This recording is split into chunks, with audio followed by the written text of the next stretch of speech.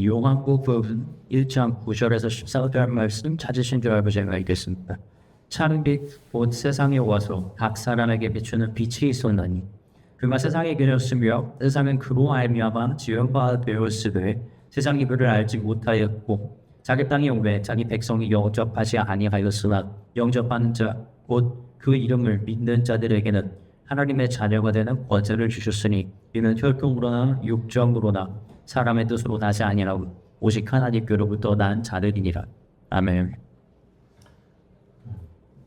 오늘은 2026년 첫 예배잖아요. 항상 이런 절기를 중요하게 여기지는 않습니다만은 우리는 마음속으로 이러한 기간을 되게 특별하게 생각을 해요. 그래서 말씀을 준비할 때도 뭔가 한 해를 다짐할 수 있는 좋은 말씀을 준비해야겠다라는 생각이 제 안에도 듭니다. 그러나 하나님께 기도하는 가운데에서 이런 마음을 주시더라고요.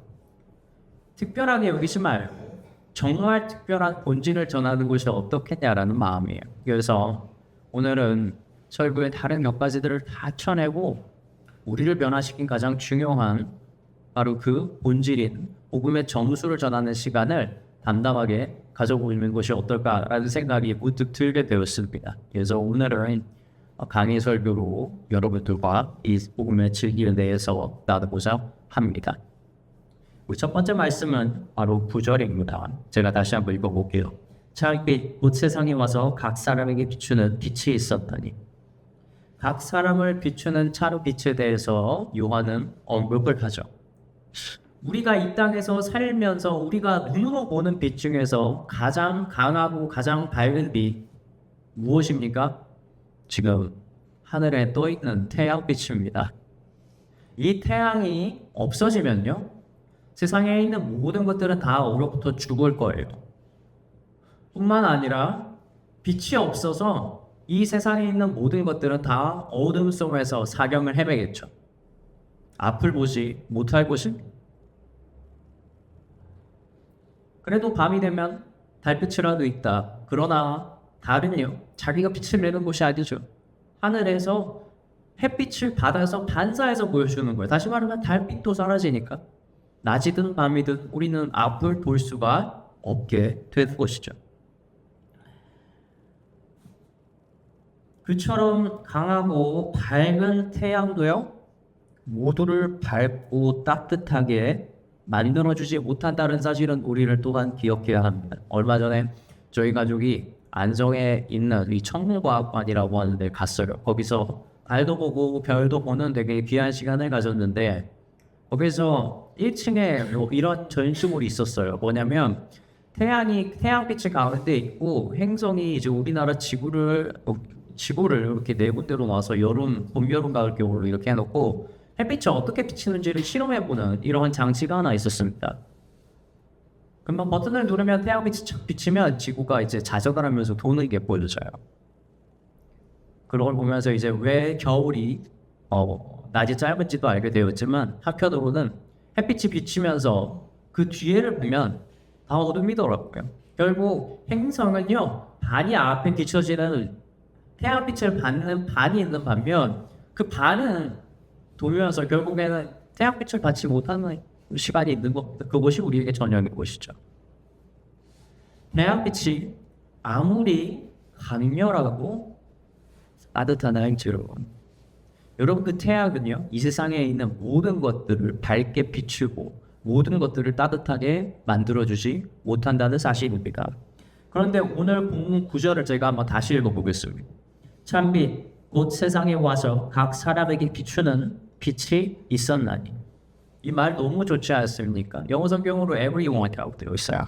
이 빛은요 이 세상에 있는 모든 사람에게 비추는 빛입니다. 누구에게도 차별이 없어요. 누구에게도 그림자처럼 어둠이 생기는 곳이 없고 누구에게도 그 따뜻함이 다가가지 못하지 않는 빛인 겁니다. 하나님은요 그 참빛을 이 세상에 보내주신 겁니다. 이것이 바로 하나님이 우리를 사랑하는 방식이라고 하는 걸 여러분은 잊어서는 안 됩니다. 제가 이 교회를 세울 때 모토로 둔 말씀이 있어요. 디모데전서 2장 4절입니다. 제가 읽어드릴게요. 하나님은 모든 사람이 구원을 받으며 진리를 아는 데 이르기를 원하시느니라. 아멘. 하나님은 모든 사람들이 구원받기를 원하십니다. 여러분 이걸 잘 아셔야 돼요. 하나님이 그렇게 우리를 구원하기 원했기 때문에 우리가 구원받는 거라고요. 예수님께서 이 땅에 내려올 당시 구원받을 자격이 있다고 여겨질 만한 사람들이 있었어요. 우리가 볼 때 누굽니까? 계속해서 예수님이 오시기를 기다렸던 자들, 끝까지 하나님께서 주신 계명을 붙들고 순종했던 자들. 여러분 이런 사람들만 하나님께서 빛을 비추는 자로서 오셨습니까? 그렇지 않죠. 누굽니까? 예수님에 대해서 잘 모르고 하나님의 말씀에 대해서 잘 모르는 사람들, 계명을 잘 지키지 않는 사람들, 죄인들, 병자들, 이 땅에 있는 모든 사람들을 향해서 찾아오는 바로 그 참빛이 누굽니까? 바로 우리 하나님께서 보내주신 예수 그리스도라는 사실입니다. 그러므로 그리스도인은요, 자신이 빛을 받았다고 자랑할 수가 없어요. 그것은 우리의 노력이나 수고로 얻은 것이 아니기 때문에 그렇습니다. 바울은요, 예수님을 만나기 전에는 자신이 가진 것들이 다 사람들에게 자랑이 될 만한 것이었어요. 바울 태어날 때부터 로마 시민권을 가진 사람이었죠. 어마어마한 힘입니다. 로마 시민권은요. 죄를 지어도 함부로 정죄할 수가 없어요. 그리고 처벌을 당해도 정해진 곳에서만 처벌을 받죠. 만약에 잘못 고발을 당하면요, 고발을 한 사람이 처벌을 강하게 받는 것이 바로 로마 시민권이죠. 게다가 그 당대의 선생들 중에 선생이라는 가말리엘의 수제자였습니다. 다시 말하면 바울은요, 오늘날로 보자면 금수저 중에서 금수저를 타고난 사람이었습니다. 근데 이 바울이 다메섹에서 예수님을 만나게 됩니다. 그리고 예수님을 보고 자신이 무엇인 걸 깨닫습니까? 그때까지는 자기가 대단한 줄 알았거든. 근데 예수님을 만나고 예수님 말씀을 보니까, 들어보니까 깨닫게 되는 거예요. 내가 정말 죄인이구나. 내가 정말 잘못 살았구나. 라는 걸 알게 된 겁니다. 바울은 그때 당시에 예수님을 만났을 때 이런 생각이 든 거예요. 세상에 있는 모든 죄인들 중에서 내가 가장 큰 죄인이다라는 것이죠. 죄인 중 괴수라고 자신을 고백하지 않았습니까? 그러면 바울이 왜 바뀌었을까요? 바로 이거예요. 내가 예수님을 만나고 하나님을 통해서 하나님을 볼 수 있는 자격이 되는 사람이 아님에도 불구하고 예수님께서 참 빛으로서 자신을 찾아와서 자신을 인도해 주는 거예요. 이게 얼마나 바울에게는 감동적이었을까? 자긴 자격이 하나도 없는데, 그렇지 않습니까? 그때까지 얼마나 그리스도인들을 핍박하면서 살았어요. 근데 예수님을 바울을 찍은 겁니다. 내가 너를 쓰겠다. 내가 너를 이방을 위한 그릇으로서 쓸 것이다. 그래서 바울이 어떻게 됐습니까? 이제 자기 자랑이 완전히 바뀐 거예요. 예전에 세상 사람들이 다 부러워하던 바울의 이력과 스펙들은요, 이제 바울에게는 뭐예요? 배설물로 여겨지는 겁니다. 이거 다 필요 없는 거예요. 왜냐면 이걸 가지고 내가 하나님 앞에 설 수 있는 것도 아니고, 이걸 가지고 내가 칭찬받을 일도 하나도 없는 거예요. 그러나 무엇이 칭찬받을 만합니까? 이러한 죄인을 용서하고 구원하고 길을 비춰주신 그 참빛은 예수 그리스도, 이게 자랑이 되는 거예요. 여러분, 은혜를 많이 받은 사람은요, 자랑이 자신에게서 나오지 않습니다. 그 은혜를 준 사람을 자랑을 하게 되는 거예요.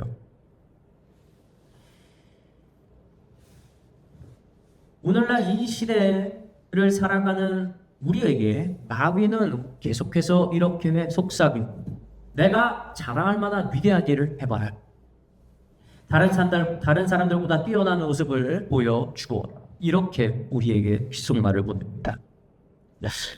참 슬픈 거예요. 진리를 깨닫고 새 사람이 되었음에도 불구하고 더 많은 일을 이루어야 하기 때문에, 혹은 누구보다 더 많은 것들을 가져야 하기 때문에 스스로를 다시 세상이라는 감옥에 가두어 놓는 겁니다.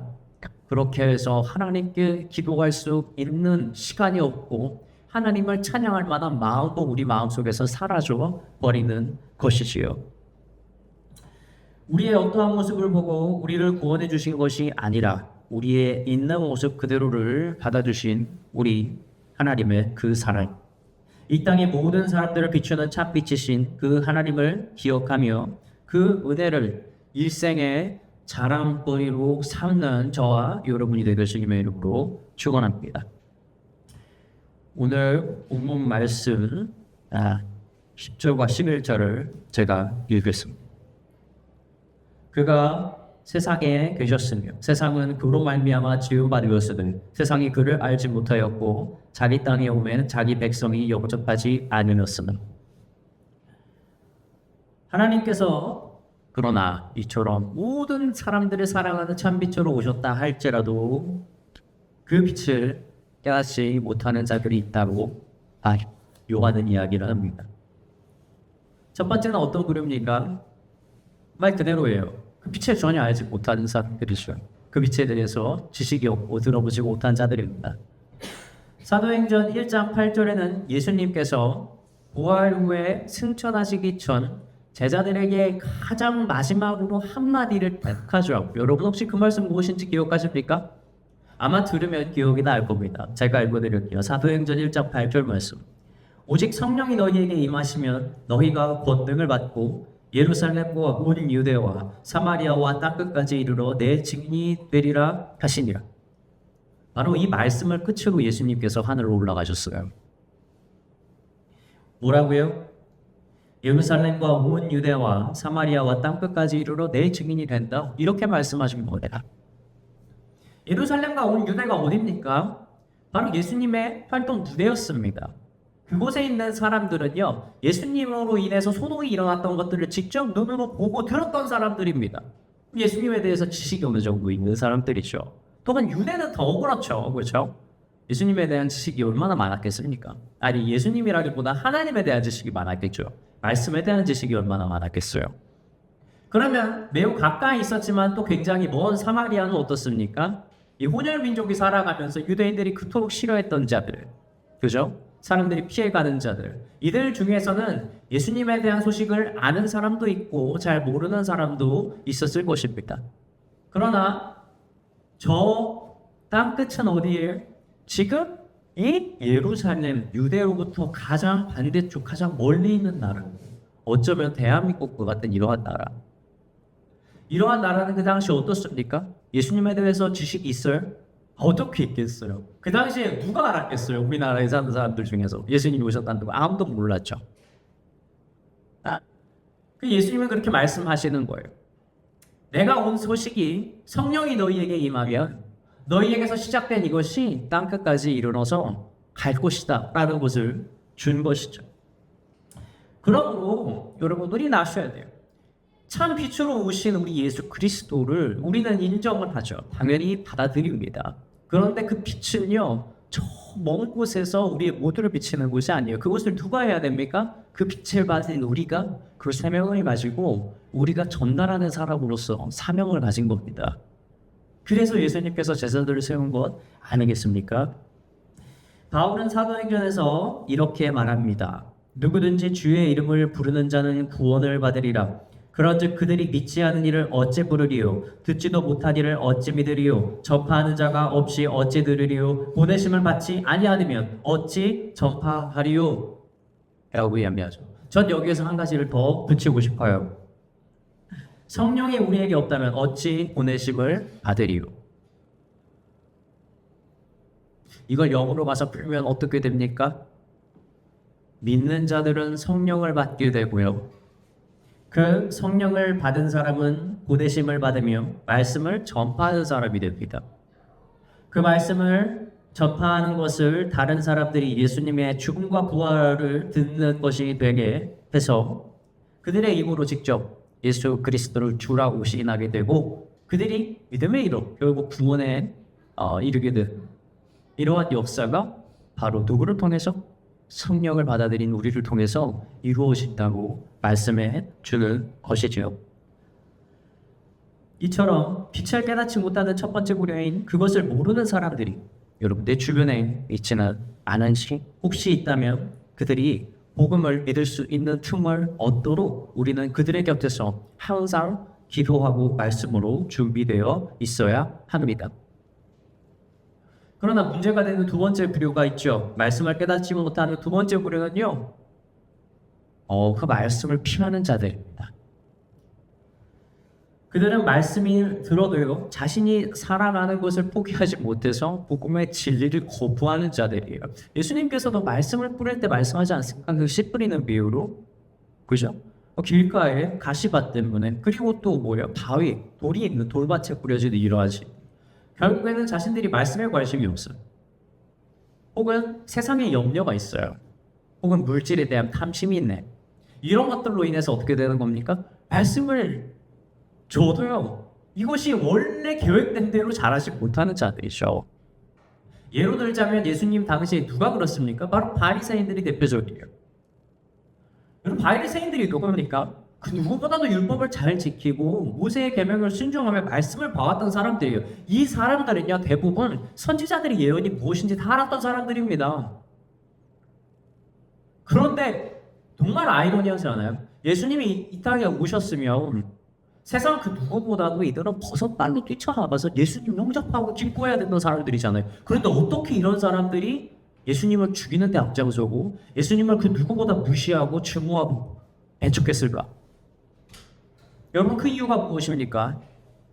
이 이유를 여러분 잘 아셔야 돼요. 그것은 크게 두 가지가 있는데, 예수님을 메시아로 그들이 인정하면 첫 번째 무엇이 무너지냐면 그들이 가지고 있는 기대가 무너집니다. 그들이 가지고 있는 마음의 소원과 꿈이 무너져요. 두 번째는 무엇이냐면 바로 그들이 가지고 있는 사회적 지위가 무너집니다. 그 당시에 사람들의 모든 소망이 있었어요. 유대인들의 소망 무엇입니까? 로마의 압제로부터 우리가 벗어나는 것.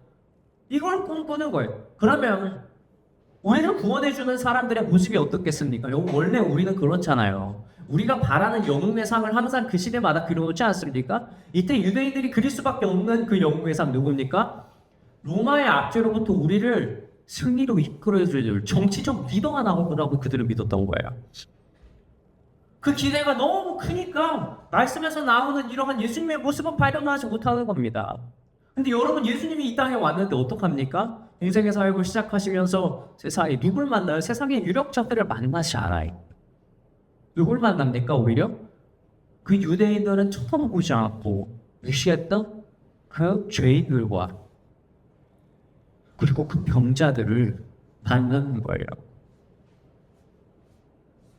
예수님이 자신의 기대와 맞지 않으니까 그가 메시아인 것을 받아들일 수가 없는 것입니다. 또한 이 당시에는요 모두 다 선전 중심이었습니다. 근데 예수님은 누구 중심으로 움직이셨어요? 이 사람 중심으로 움직이셨어요. 다시 말하면 피 흘려서 누가 쓰러져 있다 하더라도요 바리새인들은 그냥 지나갈 수밖에 없어요. 우리가 강도의 예를 잘 기억하지 않습니까? 손대면 안 돼요. 진짜로 그들이 죄를 짓는 게 아니에요. 손을 대면 피를 흘린 사람한테 함부로 손을 대면 법적으로 접촉될 수 있는 거예요. 불려할 수 있거든요. 그러니까 그냥 지나가는 것. 그러나 누가 도와줬습니까? 그 상황에 어떤 사람이 도와주지 않았습니까? 누가 이웃이냐라는 질문하시죠. 예수님이 이런 분이셨어요. 법이랑 율법에 매이는 것이 아니라 이 사람을 구원하는 데 관심이 있는 것이죠. 그래서 병자를 일으키는 겁니다. 눈먼 자를 눈뜨게 하는 것이죠. 심지어 죽은 자가 살아나는 기적까지 예수님은 보여준 겁니다. 그것이 무엇이었어요? 바로 사랑인 거예요. 인간 중심이었죠. 그런데 바리새인들은 그걸 버리지 못합니다. 왜 그렇습니까? 자신들이 지금까지 지켜왔던 것이고 그것이 지금 자신들의 위치를 만들어 준 거거든요. 그래서 죽은 자가 살아나는 기적을 눈앞에 보더라도요 못 봐요. 무엇이에요? 괜히 어두워졌습니까? 완전 눈뜬 장님이에요. 자신이 가지고 있는 율법 때문에 장님이 돼서 예수님이 저걸 행한 나는 언제 이거 절기 계산하고 있는 겁니다. 얼마나 답답한니까. 여러분, 그런데 이거 웃으면서 보면 안 돼요. 왜 또 아십니까? 말씀을 받아들이는 오늘날 우리도요 이 두 가지 때문에 넘어져요. 첫 번째 무엇입니까? 하나님께서 말씀을 주는데 우리가 받아들이지 않는 첫 번째 이유는 바로 이겁니다. 내 기대와 내 꿈이 무너져요. 이걸 받아들이면. 내가 세상에서 하고 싶은 일은 이 아닌데 하나님은 그 일을 하게 하는 겁니다. 여러분, 그때 순종할 수 있어야 돼요. 두 번째는 무엇입니까? 내가 가지고 있는 무엇인가를 내가 하나님께 드려야 되는 거예요. 내가 내려놔야 되는 거죠. 내가 가지고 있는 세상의 지위가 사라지는 것 같은 느낌이 들 수 있는 것입니다. 그러나 그때조차도 여러분 겸손함을 가질 수 있어야 합니다. 이 두 가지를 포기하지 못하면요, 여러분 기적이 눈앞에서 일어나도 그 기적을 발견하지 못했던 바리새인들과 우리는 다르지 않다는 사실을 기억하시기 바랍니다. 이처럼 말씀이 있어도 나의 기대와 나의 지위에 대한 집착이 내 마음 한 곳에 꽈리를 틀면 복음의 능력과 기적을 더 이상 내 삶에 어떠한 의미도 갖지 못하게 됩니다. 곧 빛이 세상에 왔을 때 사람들이 자기네가 감으로 빛보다 어둠을 더 사랑할 것이라 라고 하는 요한복음 3장 19절의 말씀이 그대로 응하는 것이죠. 그러므로 복음을 깨닫지 못하는 자들에 관해서는 첫째, 우리가 성령을 힘입어 참 빛인 그리스도 예수를 세상에 전하는 자가 된다라는 것을 기억하고, 둘째, 말씀이 있어도 우리 안에 있는 어둠이 그 말씀의 모든 능력과 은혜를 빼앗는 영적 원수가 된다는 사실을 또한 기억하시기 바랍니다. 자, 오늘 본문 말씀 12절과 13절 제가 다시 읽고 보겠습니다. 영접하는 자, 곧 그 이름을 믿는 자들에게는 하나님의 자녀가 되는 권세를 주셨으니 이는 혈통으로나 육정으로나 사람의 뜻으로 나지 아니하고 오직 하나님께로부터 난 자들이니라. 아멘. 하나님께로부터 난 자들이라고 하는 말, 여러분 이것이 무슨 의미입니까? 니고데모가 구원에 대해서 너무 궁금해서 어두운 밤에 몰래 예수님을 찾아갔죠. 그때 예수님이 이렇게 말씀하십니다. 사람이 거듭나지 아니하면 하나님의 나라를 볼 수가 없다라는 것이죠. 근데 니고데모는 거듭남, 즉 사람이 다시 태어난다는 말을 이해를 못했어요. 나는 이미 태어났는데 내가 다시 태어난다라고 하는 것. 여러분 태어난다는 게 무슨 의미죠? 사람의 몸 안에서 어머님의 태로부터 나오는 게 태어나는 거예요. 그럼 니고데모는 생각한 거죠. 그러면 내가 다시 엄마의 뱃속으로 들어가서 다시 나와야 하나라는 생각을 한 것이죠. 여러분 이상한 질문인 것 같지만 이상한 질문은 아닙니다. 태어난다라고 하는 것을 우리는 그렇게 생각을 할 수가 없는 것이죠. 네. 그러나 성경은 이 거듭남에 대해서 이렇게 말합니다. 우리가 예수님의 이름을 믿는 것으로 통해서 하나님께로부터 다시 태어난 자들이라는 말이에요. 여전히 이 말이 너무나 어렵지 않습니까?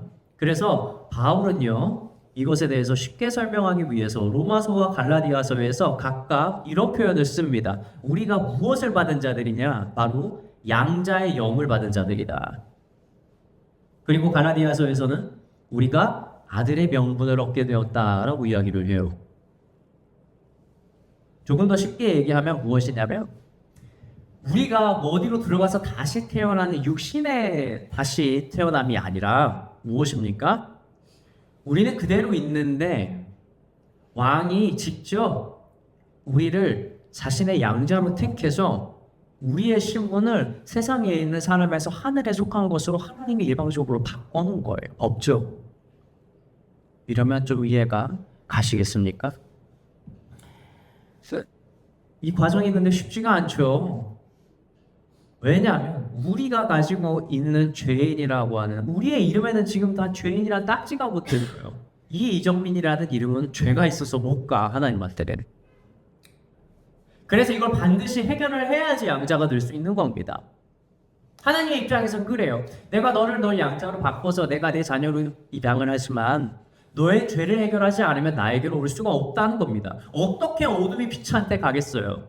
그러면 우리는 죄를 해결해야 되는 것이죠. 그래서 수고하고 노력하고 한번 해봅니다. 어떻게든 이 죄를 없애보려고 해보고 어떻게든 내 인생에 있는 모든 시간을 들여서 노력한다 해봐요. 그런데 이 우리가 하나님 앞에서 지은 죄는요, 이 씻을 수가 없는 죄인 거예요. 우리가 해결을 못하는 겁니다. 죄인이 어떠한 행위를 해도 죄가 나오니까 어떻게 죄인이 자신의 죄를 행위로 씻겠어요? 말이 됩니까? 죄인이 행하는 게 죄인데 어떻게 할 거예요? 못하죠. 여러분이 만약에 죄를 지었다고 쳐봐요. 근데 여러분이 이 죄에 대한 값을 여러분의 인생으로도 못해, 여러분이 가지고 있는 모든 것으로도 못해, 여러분이 앞으로 가지고 있는 모든 남은 시간으로도 못 메꿔. 그러면 여러분들에게 떨어지는 선고가 무엇입니까? 그때 사형 받는 거예요.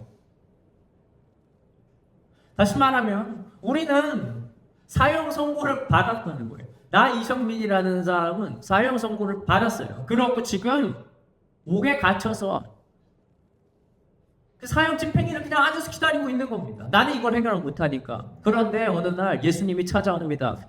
그리고 이분이 어떻게 합니까? 자기 예수라는 이름을 떼서 내 옷에 붙여주고 내 이름에 있는 죄인이라는 이정민의 이름을 떼서 자기 옷에 붙여버린 거예요. 그냥 내 죄를 다시 지겠다는 겁니다. 내가 죽을 날에 누가 죽겠다는 겁니까? 예수님이 죽겠다는 거예요. 이것이 어떻게 가능하겠습니까? 여러분, 예수님만 가능하죠. 왜 그렇습니까? 예수님은 하나님의 아들이지 않습니까? 속성상 어때요? 이분은 죄가 없어요. 죄가 없어요. 그래서 죄를 대신 가져갈 수 있는 거예요. 그런데 죽어야 되는데 하나님은 죽일 수가 없어요. 그래서 육신을 입고 오신 겁니다. 사람에게서 나온 거예요. 그래서 그 사람의 몸으로서는 우리를 대신해서 죽는 겁니다. 여러분, 이 원리를 아시겠습니까?